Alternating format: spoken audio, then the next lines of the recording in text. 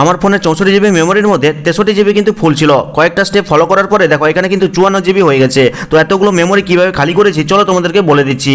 তো সর্বপ্রথম কি করতে হবে, তোমাদেরকে চলে যেতে হবে গ্যালারির মধ্যে।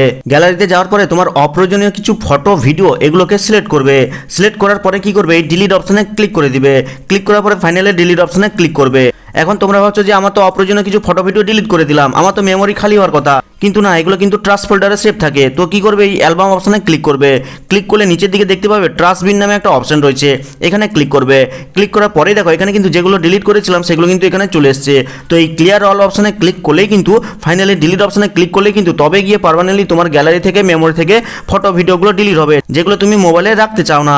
তো এটা একটা প্রথম স্টেপ। তো এরপরে কি করতে হবে, চলে যেতে হবে তোমার ফোনের সেটিংসের মধ্যে। সেটিংসে যাওয়ার পরে কিন্তু ওপরে এই সার্চ সেটিংস অপশন পাবে, এখানে এসে সার্চ করবে ক্লিনার। ক্লিনার লিখে সার্চ করলে কিন্তু ক্লিনার অপশন পেয়ে যাবে, এখানে ক্লিক করবে।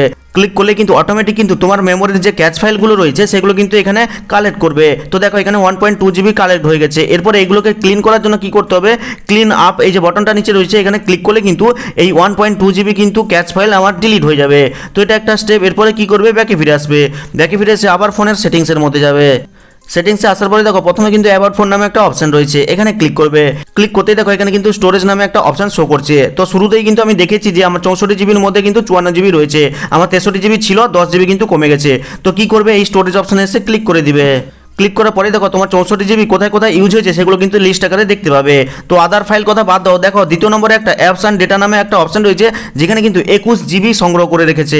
তো এখানে জাস্ট ক্লিক করবে। ক্লিক করলে দেখো কোন কোন অ্যাপসগুলো সব থেকে বেশি জিবি নিয়েছে সেগুলো কিন্তু ওপরে রয়েছে। তো দেখতে পাচ্ছ কাইনমাস্টার নিয়েছে 6.1 GB, pixel lab 2.59 GB, Facebook নিয়েছে 2.11 জিবি। অথচ এই অ্যাপসগুলোর সাইজ মাত্র 100 থেকে 200 এমবি। তো কাইনমাস্টারে ক্লিক করছি, তো দেখো এখানে অ্যাপ সাইজ কিন্তু 255 এমবি, বাট নিয়েছে দেখো 6.1 জিবি।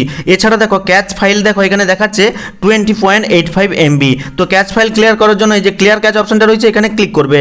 ক্লিক করার পরে ওকেতে ক্লিক করবে। তো দেখো এখানে কিন্তু 0 হয়ে গেল। এরকম করে প্রত্যেকটা অ্যাপের কিন্তু ক্যাচ ফাইল আগে ক্লিয়ার করবে। ক্লিয়ার ক্যাচ অপশনে ক্লিক করে ওকেতে ক্লিক করবে। এতে কিন্তু অনেকগুলো মেমোরি কমবে। বাট যে সমস্ত অ্যাপসগুলো সব থেকে বেশি জিবি নিয়েছে তাদের উপর ক্লিক করবে। ক্লিক করার পরে এই যে ক্লিয়ার অল ডেটা অপশনটা রয়েছে এখানে ক্লিক করবে। ক্লিক করার পরে ওকেতে ক্লিক করবে। বাট তার আগে দেখো এখানে কিন্তু দেখে দিচ্ছে যে এই সমস্ত অ্যাপের সমস্ত ডেটা কিন্তু ক্লিয়ার হয়ে যাবে। হ্যাঁ, তোমার কাইনমাস্টার অ্যাপসটা নর্মালি নতুন করে ইনস্টল করলে যা যা পাও ঠিক নতুন করে তুমি আবার ইউজ করতে পারবে। বাট এই যে 6.1 জিবি মেমোরিটা কালেক্ট করে রেখেছে এই অ্যাপসটা দীর্ঘদিন ইউজ করার ফলে সেটা কিন্তু একদম খালি হয়ে যাবে, একদম লাইভ প্রুফ তোমরা দেখতে পেয়ে যাবে, অনেক মেমোরি কিন্তু কমে যাবে। ঠিক একইভাবে ফেসবুকও বেশি জিবি নিয়েছে, তো এখানে ক্লিক করবে, ক্লিয়ার অল ডেটাতে ক্লিক করে ওকেতে ক্লিক করবে। তো এতে কি হবে, ফেসবুক যখন আবার নতুন করে তুমি ওপেন করতে হবে তখন কিন্তু মোবাইল নাম্বার বা পাসওয়ার্ড দিতে বলবে, জাস্ট লগ ইন করবে। অর্থাৎ ক্লিয়ার ডেটা করলে তোমার ফেসবুকটা লগ আউট হয়ে যাবে এবং ফেসবুকের যে চ্যাট হিস্টোরি সেগুলো হয়তো ডিলিট হয়ে যাবে। কিন্তু এটা ঠিক তোমার যে 2.1 জিবি মেমোরি এটা কিন্তু তোমার ফোন থেকে খালি হয়ে যাবে। এখন তোমার উপর সবকিছু ডিপেন্ড করবে। এখন তুমি যদি মনে করো না আমার মেমোরি কিছু খালি হোক, প্রয়োজনে যদি আমার কিছু ডেটাও ক্লিয়ার হয় হবে, তাতে কোনো অসুবিধা নেই, তাহলে এই স্টেপগুলো ফলো করতে পারো। তো আশা করি এইভাবে কিন্তু খুব সহজে তুমি তোমার ফোনের মেমোরিকে কমাতে পারবে। তো ভিডিওটা ভালো লাগলে লাইক করে চ্যানেলটিকে সাবস্ক্রাইব করবে, কমেন্ট করে জানাবে কেমন লাগলো আজকের এই ভিডিওটা। তো দেখা হচ্ছে পরবর্তী কোনো এই ধরনের হেল্পফুল ভিডিওর সাথে।